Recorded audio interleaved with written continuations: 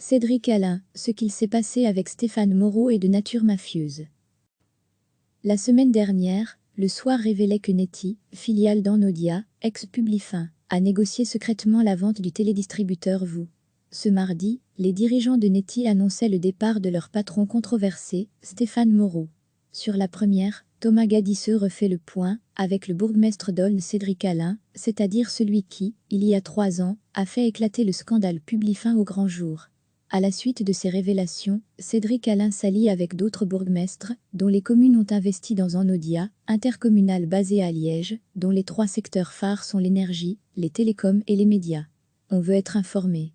Aujourd'hui, on a les informations via la presse, comme tout le monde. Or, les communes sont celles qui ont investi dans l'intercommunal. Nous aimerions savoir ce que tout ça va rapporter, explique Cédric Alain. Ce mardi, l'administrateur d'Anodia Fabien Culot, MR, déclarait que si la cession des actifs intervient, on verra que personne n'a perdu un euro.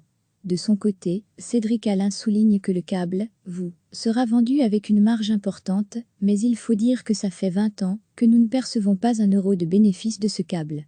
Par ailleurs, ceci a été rendu possible parce que les activités du gaz et de l'électricité, les 2 autres secteurs phares d'Anodia, NDLR, ont été surfacturés aux clients liégeois pendant un grand nombre d'années, ce qui a créé un large bénéfice qui a pu être injecté pour créer d'autres activités. Par ailleurs, les communes récupéreront-elles vraiment cet argent? Et de quelle somme parle-t-on? À Aulne par exemple, nous détenons 0,2% du capital au niveau du câble, explique Cédric Alain. Si le câble est vendu pour 1 milliard d'euros, ce qui est possible, c'est 2 millions d'euros qui vont rentrer dans les caisses communales. Cela représente la moitié du budget de la commune. À lire également. Moreau procède au dépeçage de Neti avant de partir vers une des filiales vendues. Qu'est-ce qui pose problème? Les petits actionnaires n'ont pas leur mot à dire quant à la façon dont cet argent va être utilisé. Les grandes communes peuvent décider de réinvestir cet argent ailleurs, et donc il est possible que toute une série de communes continue à être pieds et poings liés, explique-t-il. Par ailleurs, l'argent de la vente va retomber dans les caisses de Neti.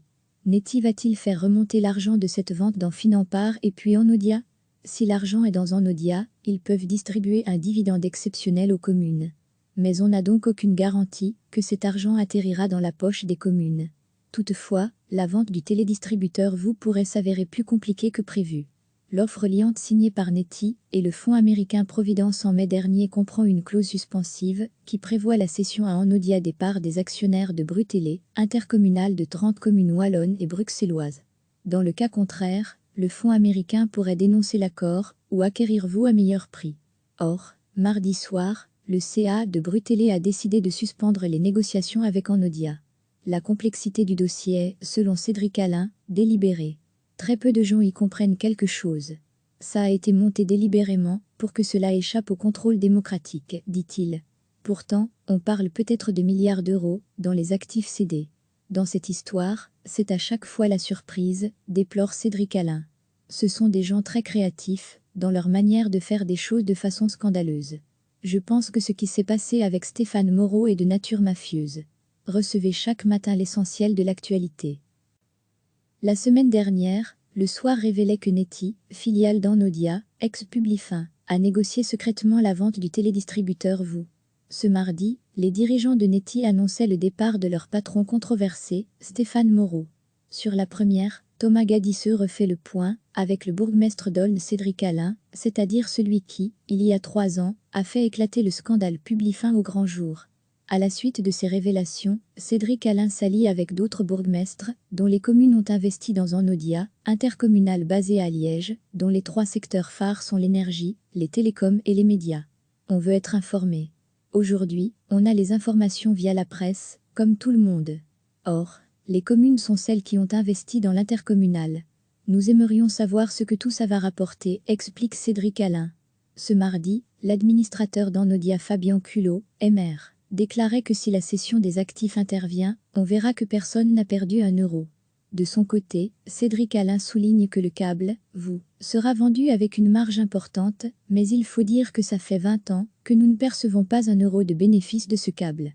Par ailleurs, ceci a été rendu possible Parce que les activités du gaz et de l'électricité, les deux autres secteurs phares d'Annodia, NDLR, ont été surfacturés aux clients liégeois pendant un grand nombre d'années, ce qui a créé un large bénéfice, qui a pu être injecté pour créer d'autres activités. Par ailleurs, les communes récupéreront-elles vraiment cet argent? Et de quelle somme parle-t-on? À Aulne par exemple, nous détenons 0,2% du capital au niveau du câble, explique Cédric Alain. Si le câble est vendu pour 1 milliard d'euros, ce qui est possible, c'est 2 millions d'euros qui vont rentrer dans les caisses communales. Cela représente la moitié du budget de la commune. Degré à lire également. Moreau procède au dépeçage de Neti avant de partir vers une des filiales vendues. Qu'est-ce qui pose problème? Problème, les petits actionnaires n'ont pas leur mot à dire quant à la façon dont cet argent va être utilisé. Les grandes communes peuvent décider de réinvestir cet argent ailleurs, et donc il est possible que toute une série de communes continue à être pieds et poings liés, explique-t-il. Par ailleurs, l'argent de la vente va retomber dans les caisses de Neti. Neti va-t-il faire remonter l'argent de cette vente dans Finampar et puis Annodia? Si l'argent est dans Annodia, ils peuvent distribuer un dividende exceptionnel aux communes. Mais on n'a donc aucune garantie que cet argent atterrira dans la poche des communes. Toutefois, la vente du télédistributeur pourrait s'avérer plus compliquée que prévu. L'offre liante signée par Neti et le fonds américain Providence en mai dernier comprend une clause suspensive qui prévoit la cession à Annodia des parts des actionnaires de Brutélé, intercommunale de 30 communes wallonnes et bruxelloises. Dans le cas contraire, le fonds américain pourrait dénoncer l'accord ou acquérir à meilleur prix.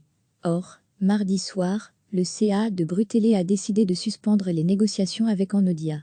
La complexité du dossier est, selon Cédric Alain, délibérée. Très peu de gens y comprennent quelque chose. Ça a été monté délibérément pour que cela échappe au contrôle démocratique, dit-il. Pourtant, on parle peut-être de milliards d'euros dans les actifs cédés.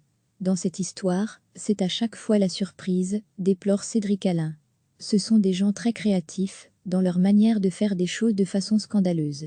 Je pense que ce qui s'est passé avec Stéphane Moreau est de nature mafieuse. Cliquez sur s'abonner pour recevoir les dernières nouvelles.